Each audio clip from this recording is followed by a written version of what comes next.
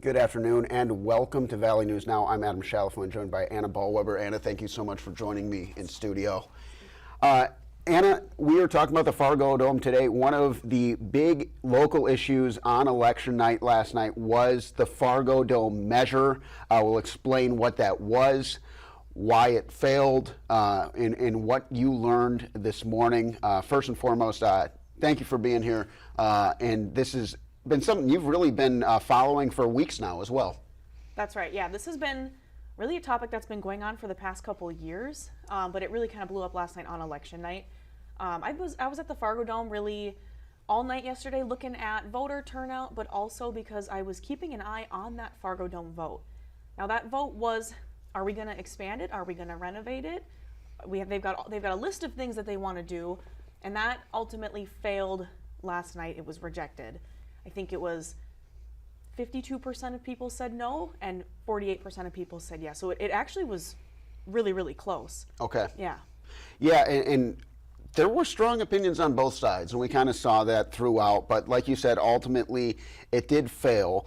And so this morning there was a meeting. It looks like some prominent figures there as well in the Fargodome authority taking the stage. What really stood out? Yeah, I mean, a lot of the conversation was surrounding what's next, what's going to be Plan B. Mayor Tim Mahoney was there. He had a lot of good stuff to say. He did say he was pretty disappointed in the rejection. I know they've been looking at it for a while. The president of the Fargodome Authority Board was also there, and he kind of said it's still kind of up in the air. So I wish I had better answers for you. I bet they wish they did too.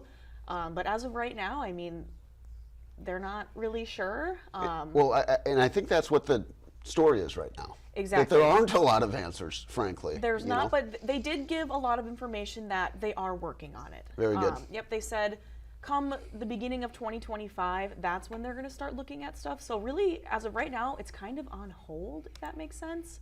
Absolutely. Well, let's go ahead and take a listen to what Mayor Mahoney had to say about this this morning. Moving forward, we will continue engaging the community to find ways to keep the Fargodome a valuable and welcoming venue in Fargo and in the region. So it kind of goes to show, you know, like you said, it is still a big priority. They didn't really get what they wanted. They still want it, though. But it's kind of like history repeating itself because we saw something pretty similar not that long ago. That's right. Back in December of 2023, so last year, the city held that special election on, it was pretty much the same thing on the sales tax. So the biggest issue here is that they wanted to propose this quarter-cent sales tax for the next 20 years in order to fund the better accessible seating that they wanted. They wanted more bathrooms. They wanted a better ventilation system. So I think that's kind of the root of everything is that sales tax. And that's what failed back in 2023. And again, history repeating itself. So, yeah. And as far as the expansion details, so better ventilation, you're saying better bathrooms. Is there anything else that came up? I know we have a lot of that on our website. Okay. Those are really the top three that I saw. I know there were a couple other critical infrastructure needs that they wanted to look at. And that's another topic that they hit on at the meeting today. It was, well, these are critical infrastructure needs. I mean, is it so critical that we need a sales tax to fix them, or is it so critical that the money's got to come from somewhere? And that's kind of where we're at right now. And it seemed like just speaking with different voters about the issue that I learned that people weren't necessarily opposed, and I'm not speaking for everyone, of course, but a lot of the people I talked to who were against it, they weren't necessarily opposed, but they just wanted more answers. And I think everyone gets a little trepidatious when we start talking about a tax. And although that may seem small, you know, things like that build up, and it would have been a very expensive plan. But, you know, it sounds like they're going to stay with it. They've made that really pretty clear here. Let's go ahead and play some more sound from today's press conference. All is not lost. We still have funds to do things at the Fargodome. What that looks like, we don't know yet. But the Fargodome's not going anywhere. And so we have to take a look at what we need to do, spend what we have right now appropriately, and there will be some changes. They just won't be on the scale of what was originally proposed. So the two takeaways there is, no, it's not going anywhere. Of course not. Yeah. Fargodome's not going anywhere. I have a good. I think NDSU is going to be hosting some playoff games. I'm going to go out on a limb. I'd hope so. Yeah. So I obviously it's not going anywhere, but it does sound like perhaps they're going to scale back a little bit. You can still reimagine it, but maybe not at the scale that they first intended. Exactly, yeah, and that's really the point they were trying to make at that press conference that you guys just heard. It was renovations will be happening. It's just a matter of where, when, how, just the 5 W's and everything. And well, maybe in another 10 months we'll get another vote. You know, who Yeah, knows? right. Who knows? Yep, I mean, at this exactly.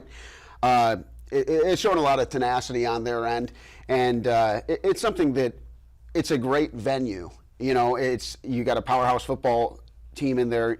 You have the ability to bring some really great artists to Fargo as well with that. So it's an investment in the community, but it's also something where the community has to invest, and everyone, once they're kind of all on board, you know, we'll see when that day comes. Yeah, absolutely. Are there any other things you'd like to share before we let you get back to work here? Really the only thing I wanted to mention is that the word that they used at the conference today was that they're feeling a little discouraged.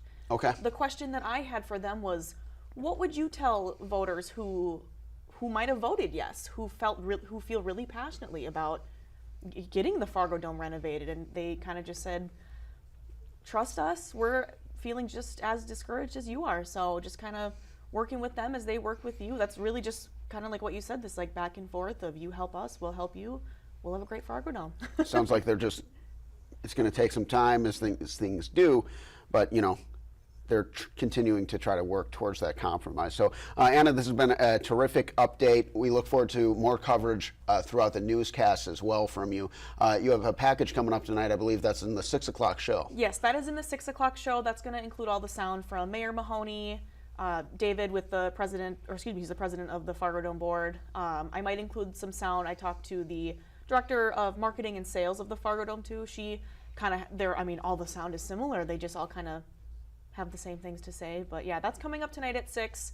Quick couple cells in the 4 and 5. So Fargodome all the time. All right. Well, sounds like tune into that newscast if you still have more questions. Check out our content online as well. Anna, keep up the good work, staying on the beat on this. I feel like we're going to have some more updates. There might just come in weeks to months as the situation continues to develop. For now, Adam Shaliff with Anna Ballweber, have a great day, and thank you for tuning in on Valley News Now.